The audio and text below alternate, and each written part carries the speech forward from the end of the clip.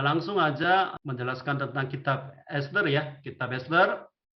Esther itu artinya bintang. Bintang. Tapi nama aslinya Hadassa. Hadassa. Esther 2 ayat 7 ya. Nama asli Hadassa. Itu nama Yahudi.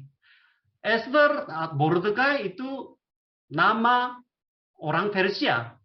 Mereka orang Yahudi, tapi sudah lama tinggal lahir di sana, mungkin sudah lama tinggal di Persia, sehingga memiliki nama seperti orang Persia. Nah, seperti di sini Esther. Esther itu kata ini berasal dari Istar. Itu Istar, itu dewa bintang ya, dewa bintang di Persia. Jadi itu, tapi Esther bintang itu artinya begitu gelap kondisinya, kondisi kehidupan bangsa Israel di Persia begitu gelap, tapi Esther itu seperti bintang di langit yang bersinar, menerangi kondisi yang begitu gelap. Itu arti ya, arti nama Esther. Kemudian kitab Esther akhirnya itu kitab sejarah yang terakhir ya. Sejak dulu kitab Yosua sampai sekarang kitab Esther itu disebut kitab sejarah. Kitab sejarah itu yang terakhir, kitab itu Esther. Kemudian kitab Lut dan kitab Esther itu nama perempuannya itu menjadi nama kitab ya. Kitab Lut dan kitab Esther. Kemudian kitab Esther hampir sama isinya mirip dengan kitab Daniel. Kitab Daniel. Jadi waktu Israel dibuang ke Babel, mereka diizin ya pulang dari Persia 3 kali ya. Tapi Esther dan Daniel itu tidak kembali ke Yerusalem. Mereka tetap tinggal di Persia. Jadi inti kitab Esther dan kitab Daniel itu Tuhan yang Maha Hadir bukan hanya Tuhan Allah Israel, tapi Allah yang Maha Hadir, Maha Kuasa, tetap menguasai, memerintah, atau melindungi bangsa Israel dimanapun mereka berada. Khususnya di Persia ya, Persia. Penulisnya tidak diketahui tempatnya, Puri Susan di Persia. Sekarang Iran. Kata kunci Purim. Purim itu undian ya. Undian atau tadu. Keselamatan bangsa pilihan. Kemudian tema kitab Allah yang memerintah dan menyelamatkan dan memelihara orang Yahudi di luar daerah Israel. Itu penting. Karena mereka sudah dibuang ke Babel, merasa Tuhan tidak memelihara mereka, orang Yahudi. Tapi Tuhan tetap memelihara bangsa pilihan. Itu istilahnya providensi ya, providensi. Kemudian inti ayat di sini Esther 9:22, karena pada hari-hari itulah orang Yahudi mendapat keamanan. Keamanan itu sama dengan shalom atau mungkin keselamatannya terhadap musuhnya, dan dalam bulan itulah sukacita mereka berubah menjadi sukacita dan hari perkabungan menjadi hari gembira. Semua menjadikan hari-hari itu hari perjamuan dan sukacita dan hari untuk mengantar makanan dan untuk bersedekah kepada orang-orang miskin. Jadi itu di dalam kitab Esther itu ada asal usul ya, hari raya Purim.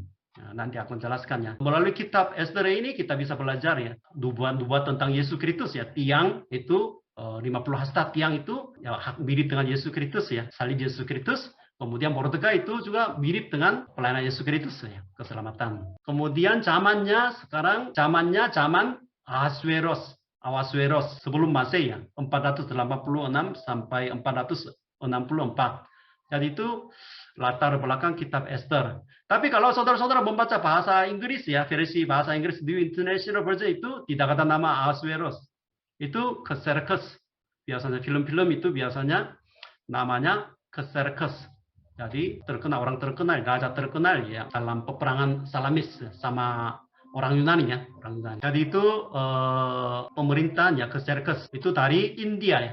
120 daerah seperti provinsi ya, 120 provinsi mulai dari India sampai ke Ethiopia ya. Indonesia itu kira-kira puluhan ya daerah provinsi, tapi kerajaan Persia khususnya pada zaman Ahasuerus itu luas dari India. Jadi ini ibu kota ya, ibu kota Angmeta. Kemarin di kitab Ezra ya, Ezra itu Angmeta itu istana musim panas ya, karena daerah utara. Susa atau Susan itu musim dingin ya. Dan juga Persepolis itu juga kota besar. Jadi itu kerajaan mereka itu sampai sekarang itu masih banyak itu peninggalannya. Zaman dulu itu masih luas itu, buat banyak orang. Jadi bisa mengerti ya kekuatan kerajaan Persia itu. Kemudian garis besar kitab Ester itu dua bagian ya, dua bagian. Krisis yang besar, pasal 1 sampai 4. Kemudian keselamatan yang besar, pasal 5 sampai 10. Jadi, tapi di sini yang sering muncul di sini perjamuan. Perjamuan itu pentingnya. Perjamuan Raja Ahasuerus. Kemudian nanti perjamuan Ester. Kemudian yang terakhir perjamuan orang Yahudi, semua orang Yahudi. Jadi perjamuannya itu pindah. Raja, kemudian Ester, kemudian orang Yahudi. Jadi itu salah satu kata kunci ya. Di sini perjamuan. Ciri khas kitab Ester di sini tidak tertulis nama Allah atau nama Tuhan di dalam kitab Ester ya. Kita sudah tahu ya. Maka itu sebenarnya sulit ya, banyak perdebatannya dalam konsili Yamnia tahun sesudah Masehi tahun 70. Dalam rapat konsili Yamnia ini ya baru kitab perjanjian lama ditentukan sebagai kanon. Sebagai kanon 39 kitab itu. Tapi banyak perdebatan. Kitab Ester itu gimana? Dimasukin atau tidak? Karena tidak kata nama Allah. Kalau baca, itu semacam kisah seorang hero ya, Mordekai dan Esther yang menyelamatkan bangsanya. Maka banyak perdebatan. Buku hero mungkin tidak ada alasannya masukin ke dalam Alkitab. Tetapi mereka sepakat. Namun demikian, karya Allah dinyatakan dengan jelas di dalam kitab Esther. Walaupun tidak ada nama Allah, tidak menyebut nama Yahweh. Nah, tetap berkarya dalam kisah Esther ini. Kemudian Mordekai itu waktu menyebut nama Mordekai itu Alkitab menjelaskan ini keturunan siapa? Keturunan siapa? Itu salah satu kunci ya untuk menafsirkan kitab Esther itu. Bukan hanya mungkin Esther berpuasa, menyelamatkan bangsa. Itu bukan hanya ceritanya itu. Tapi ada peperangan rohani yang besar antara suku Benyamin itu orang Israel ya, wakil orang Israel, suku Benyamin, karena ini keturunan suku Benyamin, keturunan Raja Saul. Kemudian Haman ini berasal dari mana? Orang Agag, keturunan Amalek. Salah satu nama raja dari suku Amalek itu Agag. Jadi itu keturunannya. Jadi bangsa Israel ya bermusuhan sama suku Amalek sejak mereka keluar dari Mesir. Keluaran pasal 17 ayat 16 ya. Peperangan yang pertama, sesudah keluar dari Mesir, mereka diserang oleh suku Amalek ini.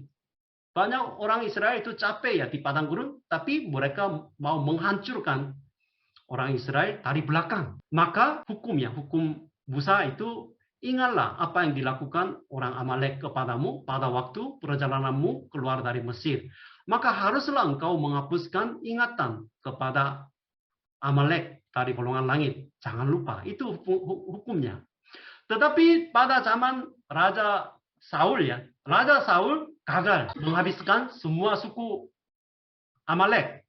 Karena dia mau mengambil beberapa barang yang berharga, hewan domba ya. Jadi tidak mau mereka menumpas semuanya itu. Jadi Raja Saul juga suku Benyamin kan. Suku Benyamin gagal, masih ada sisa orang Amalek.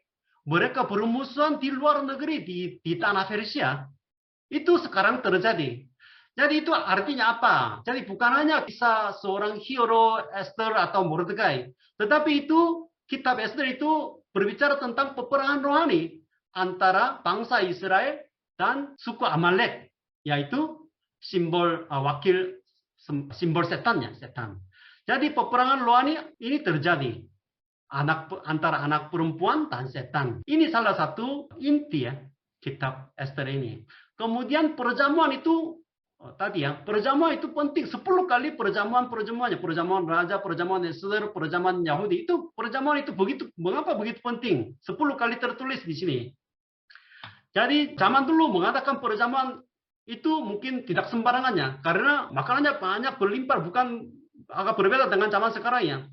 Sama sekarang perkawinan, mungkin perjamaah itu sebenarnya mungkin ya makanan sedikit-sedikit, murah-murah. Tapi zaman dulu tidak seperti itu. Makanannya berlimpah-limpah. Maka orang yang mengadakan perjamuan itu orang kaya raya, betul-betul siap mempersiapkan banyak makanan, minuman, itu baru bisa mengadakan perjamuan. Jadi itu arti perjamuan itu di sini artinya simbol kerajaan surga yang penuh dengan sukacita. Maka Yesus Kristus mengadakan mujizat yang pertama kali ya di Kana. Itu juga perjamuan, perkawinan. Karena mengapa mengadakan mujizat yang pertama kali di tanah Kanaan? Karena itu simbol kedatangan kerajaan surga di bumi ini. Kemudian nanti kitab Wahyu yang terakhir, perjamuan kawin anak gembala. Jadi di dalam Alkitab itu perjamuan itu sangat penting karena itu simbol kerajaan surga. Jadi kemenangan atau ya sukacita. Itu salah satu inti ya cerita kitab Esther. Kemudian asal usul hari raya Purim ya. Hari raya Purim itu bulan Desember ya, bulan Adar itu bulan Desember.